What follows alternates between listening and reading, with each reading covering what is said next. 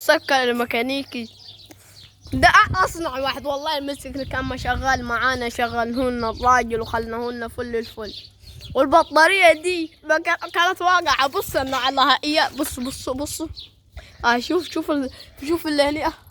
جاب دي اللي هنا دي اللي جايب السلقة. طب بص البهامة الشديدة واللي هنا بتاعت المرش مخليها فوق. الله اكبر عليك وعلى اللي جابك واللي على صنعك يا اخي.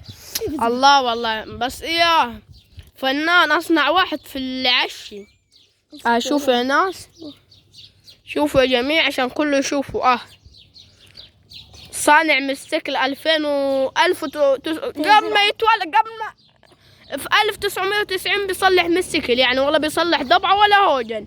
والله يلعن الصلاة على النبي عليه يا اخي. ما عارف قالك حتى بيركب ومش فاهم هو يعني اللي داكك صنايع مش فاهم له. طب يقعد يطلع يركب. طب ايه الحوار؟ عم في جاق احنا ولا كده خلاص بس عليك زي كده طلع ويشدها بس بالذات. طب والسلكه دي لا تتقطع يا ابو خالو. هذا انا بقول لك مني ماشي مش من عادي. ماشي. قول حاجه للجميع مازن. ما تضحكليش. قول حاجه للجميع بس. قول له اعملوا لايك حتى واشتراك. ايوه نزلها على طول. دوس لايك. قول دوسوا لايك يا مازن. قولوا دوس لايك. لايك واشتراك كلهم. طب قول حاجه للجميع عم مسكر. يسكت. دوس لايك. خلينا من الشهر نجيب 25,000 جنيه بقرحتك دي الملاقة حتى تاكل يا راجل.